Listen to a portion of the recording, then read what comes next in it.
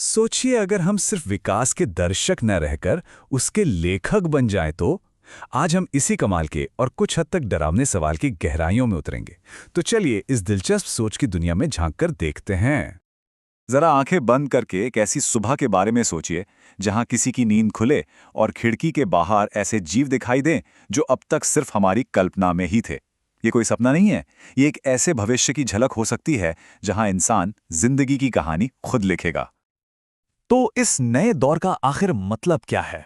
ये सिर्फ कुछ नए जानवर बनाने की बात नहीं है। नहीं, ये तो धरती पर इंसान के रोल में एक बहुत बड़े मतलब एक फंडामेंटल बदलाव का इशारा है।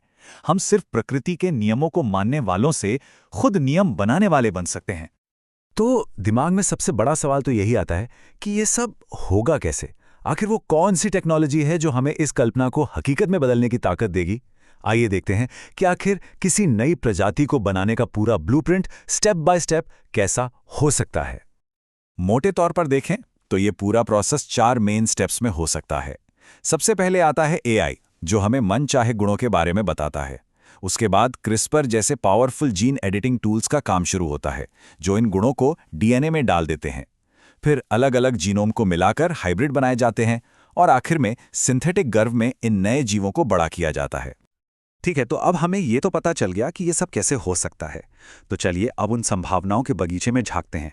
मतलब ये देखते हैं कि इस टेक्नोलॉजी से आखिर क्या क्या कमाल की चीजें बनाई जा सकती हैं। सच कहूं तो यहाँ कल्पना की कोई लिमिट ही नहीं है। जरा सोच कर देखिए, ऐसे जीव जो हमारी खेती बाड़ी में मदद करें, या फिर समंदर की गहराइयों में वहां जाएं जहां इंसान नहीं जा सकता, या फिर ऐसे साथी जानवर जो हमारे इमोशंस को समझें, हमें अकेला ना फील होने दें। यहां तक कि जीती जागती आर्ट की शक्ल में मूर्तियां भी बन सकती हैं। या ऐसे जानवर जो कैंसर जैसी खतरनाक बीमारियों को सिर्फ सूंघ कर पहचान लें। इसे एक उदाहरण से समझते हैं। सोचिए एक मेमोरी फिश के बारे में।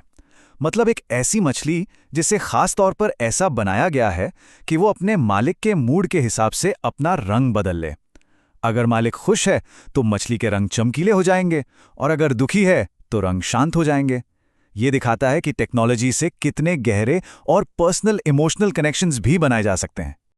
यहां तक तो सब कुछ बहुत कमाल का और शानदार लग रहा है ना? लेकिन जैसा कि कहते हैं, हर सिक्के का दूसरा पहलू भी होता है। तो अब सबसे बड़ा और अहम सवाल सामने आता है कि जब हम प्रकृति के इस बैलेंस को इस तरह से बदलेंगे तो इसके वो कौन से नतीजे होंगे जिनके बारे में हमने सोचा भी नहीं है।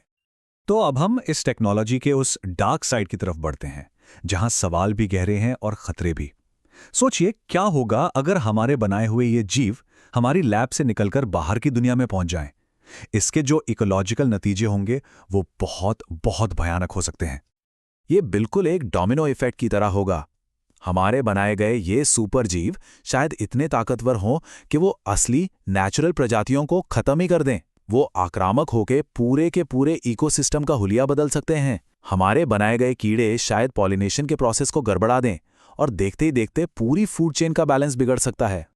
पर खतरा सिर्फ हमारे पर्यावरण को ही नहीं है। नहीं, ये टेक्नोलॉजी हमें कुछ बहुत गहरे नैतिक सवालों के कटघरे में लाकर खड़ा कर देती है। जब इंसान खुद भगवान की भूमिका निभाने लगे तो फिर उसकी जिम्मेदारियों की हद कहां तक होगी? और यहीं से एक बुनियादी नैतिक टकराव शुरू होता है। एक तरफ सवाल है कि क्या हमारे बनाए गए जीव सिर्फ हमारी प्रॉपर्टी हैं, मतलब एक कार या कंप्यूटर की तरह, या फिर दूसरी तरफ अगर उनमें सोचने समझने की शक्ति है तो क्या उन्हें एक जिंदा प्राणी होने के नाते कानूनी अधिकार भी मिलने चाहिए? ये वो सवाल है जिसका कोई आसान जवाब नहीं है। हमने उन्हें हमारी सेवा करने के लिए बनाया, पर क्या हो अगर वो गाना चाहें? ये एक लाइन इस पूरी नैतिक दुविधा का निचोड़ है। सोचिए, अगर हम किसी जीव को एक खास मकसद के लिए बनाते हैं, लेकिन वक्त के साथ उसकी अपनी इच्छाएं पैदा हो जाती हैं, तब हम क्या करेंगे? और ये तो जाहिर सी बात है, जहां टेक्नोलॉजी होगी वहां मार्केट भी होगा। एक पूरी ग्लोबल जेनेटिक मार्केटप्लेस बन सकती है। इसमें कुछ जीव तो कानूनी तौर पर बिकेंगे, जैसे खेतीबाड़ी के लिए बनाए गए जानवर, कुछ ग्रे मार्केट में, जैसे कि कस्टम इमोशनल सपोर्ट पेट्स, और फिर एक ब्लैक मार्केट भी पनपेगा, जहां इन बायोफॉर्म्स की चोरी होगी, और कौन जाने शायद हथियार के तौर पर इस्तेमाल होने वाले जीव भी बनाए और बेचे जाएंगे। तो आखिर में चलिए उस भविष्य की एक झलक देखते हैं जहां ये टेक्नोलॉजी हमारे समाज का एक हिस्सा बन चुकी है। क्योंकि इसका असर सिर्फ नए जानवर बनाने तक ही नहीं रहेगा, ये तो हमारी सरकार, हमारे कानून और समाज की जो परिभाषा है ना, उसे हमेशा हमेशा के लिए बदल कर रख सकता है। भविष्य का एक हैरान कर देने वाला सीन सोचिए। एक तोता चांसलर, मतलब एक ऐसा तोता जिसे इतना ज्यादा इंटेलिजेंट बना दिया गया है कि उसे इंसानों और पक्षियों के बीच के मामलों को संभालने के लिए बाकायदा सरकार में एक ओहदा, एक पद दे दिया गया है। ये बस एक छोटा सा उदाहरण है कि हमारी सोसाइटी की परिभाषा कितनी जड़ से बदल सकती है। तो आखिर में हम बस इस एक बड़े सवाल पर आकर रुक जाते हैं।